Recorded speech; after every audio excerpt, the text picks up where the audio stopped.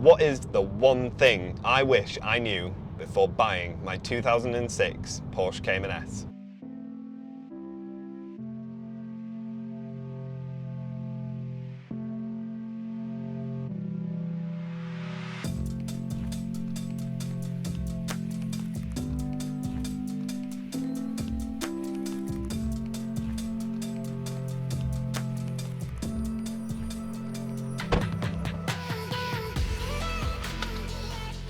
Hi and welcome back to Joe Talks Cars and welcome to another video.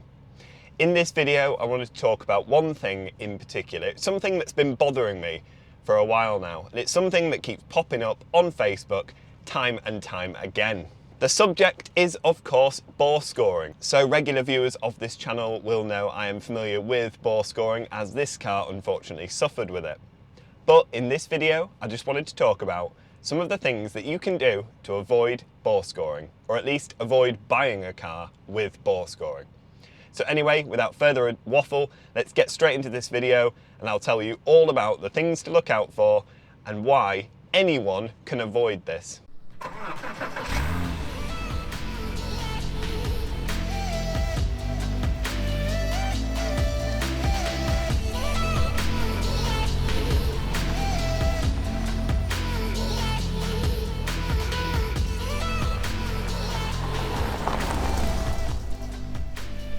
So, like I said, regular viewers of this channel will already know that this car suffered with bore scoring.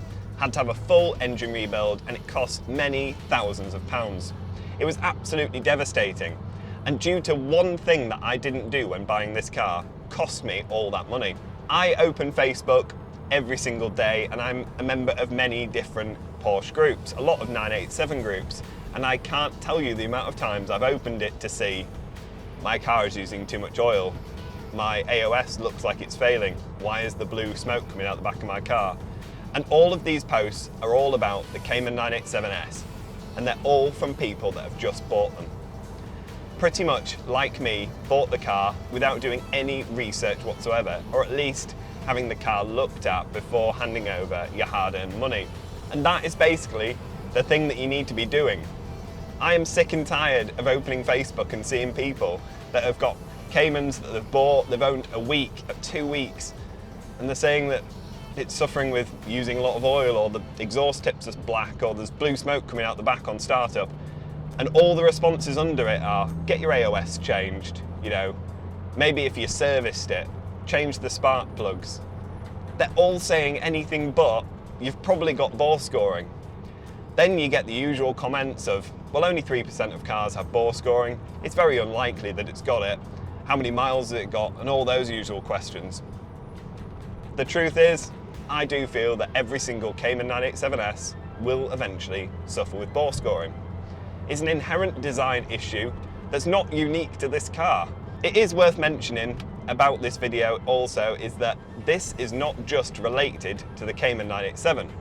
This issue of bore scoring affects loads of other Porsches 911s, all different engine types and everything. So I'll put a list in the description of all the cars that it's affected, because this video will not only be useful to people with Caymans, but also people with 911s too.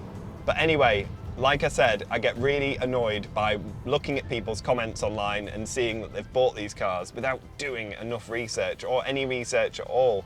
And it really breaks my heart that people are going through the same issues time and time again, and no one seems to be listening and no one seems to be learning from this. Now, this channel was built on bore scoring. Lots of you are here because of it. And I'm not afraid to talk about it.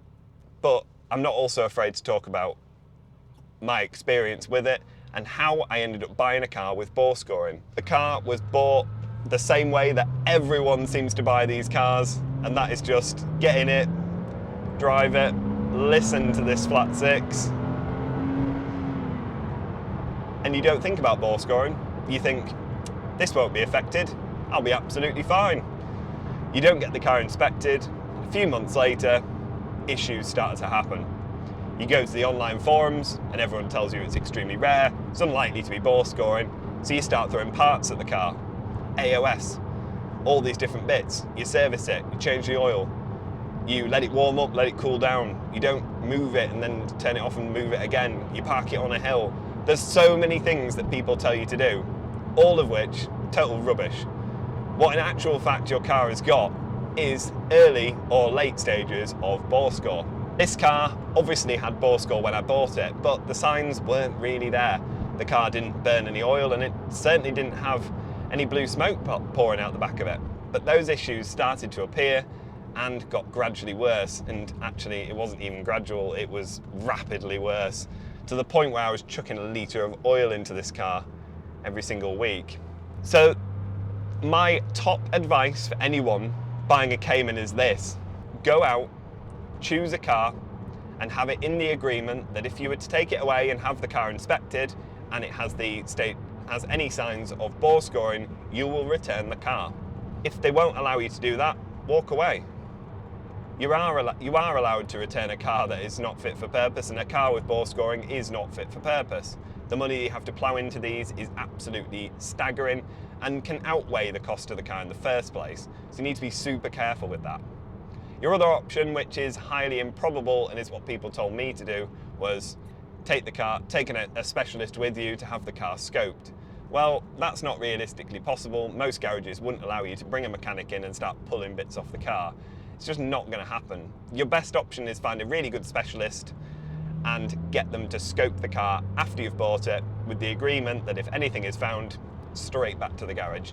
Don't even entertain it, unless you've got the car for a very cheap price. If you want to watch some videos on how my bore scoring story started, then click the video link here. If you want to see how much it cost, I'm sure you do, click this video down here.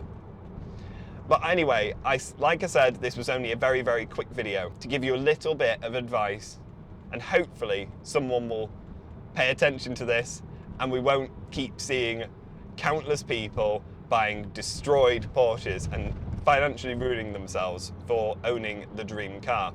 Trust me, it is not worth having to rebuild a car. So anyway, I hope you've enjoyed this rather quick video. If you have, please make sure you give it a thumbs up and subscribe if you haven't already for plenty more videos like this one to come. Thank you very much for watching, and I'll see you next time. Bye.